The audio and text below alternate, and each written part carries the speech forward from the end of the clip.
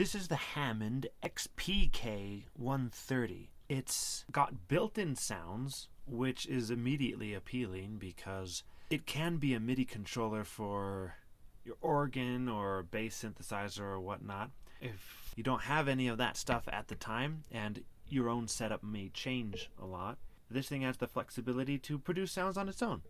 If it is used as a MIDI controller, it doesn't have a change the Midi channel or have an octave up or octave down switch. So I've changed it to Midi channel 3 so that it can control the bass pedals for the Gemini drawbar organ.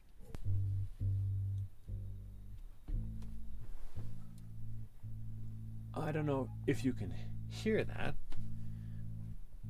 Maybe slightly. But anyways, it has 3 MIDI ports on the back of it and some controls in the back.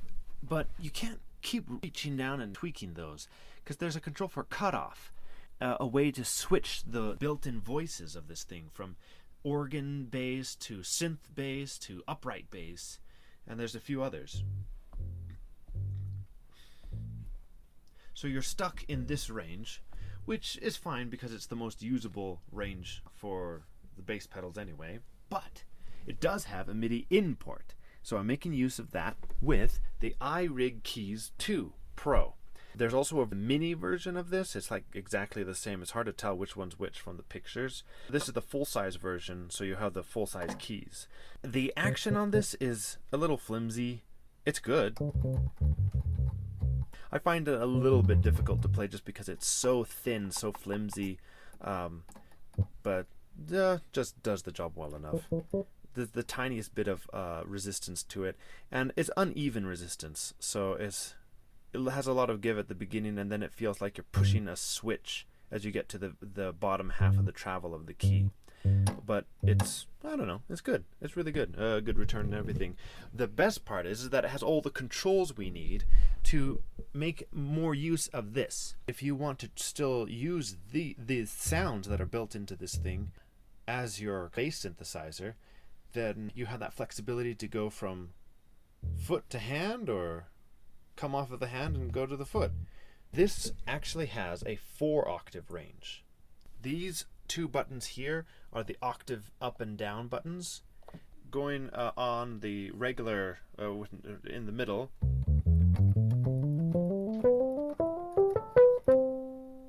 we can see that we've reached the uppermost range, because when we reach this key, it'll repeat the tone of this key.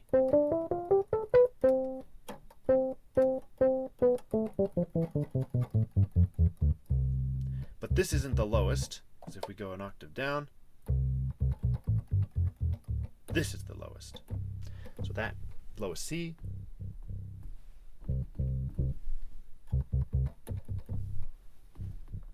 is the lowest key there.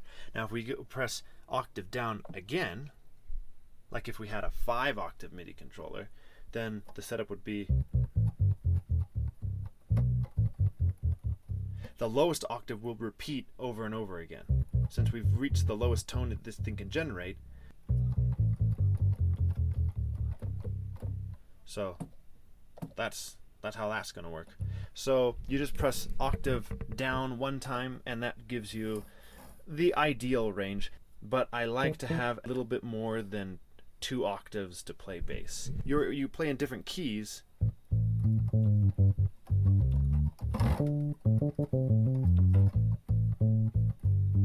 To play proper bass, I think you need more than 2 octaves. More than 1 at least. But of course, not so much for down here because the foot can only move around with so much speed. There's a program up and down.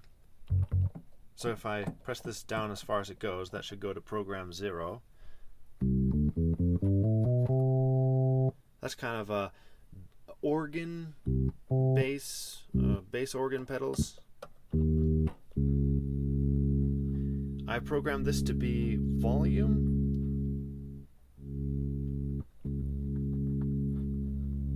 This to be cutoff. And this is the... Oh, this is release. So a long release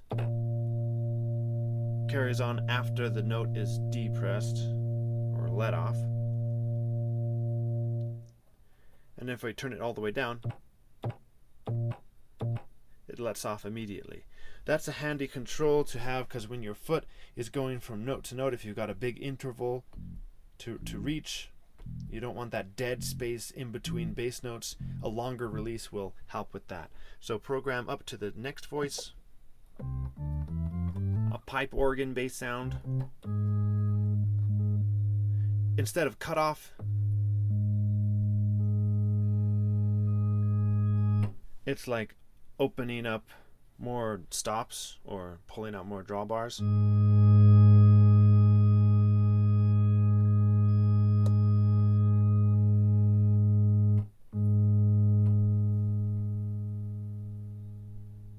The next program, bass synth.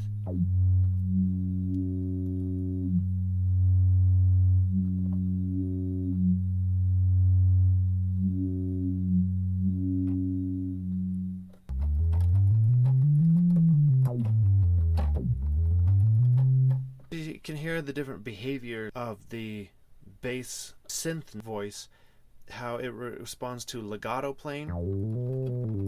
The filter kind of stays closed, playing more staccato, has that squelchy filter thing going on.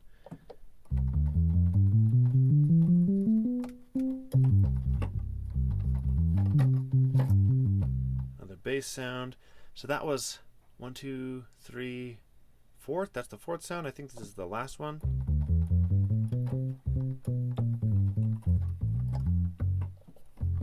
And if you keep on going up and up and up, it stops responding because there's only 5 voices.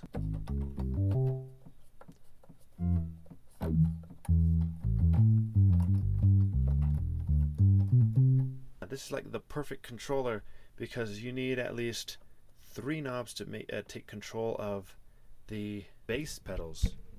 So that's really handy. I can use this, trigger the noises that are built into these pedals, but then I can use the pedals to trigger voices from my Gemini rack module, which is down here. There's a way to assign what these knobs, what information they send out, what MIDI control change message it is, without the need for software.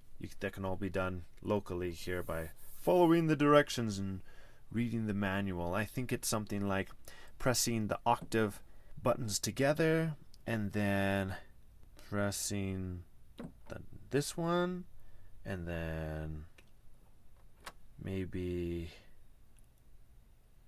number 1, yes, and then he should be, let's say, mid 45, yes.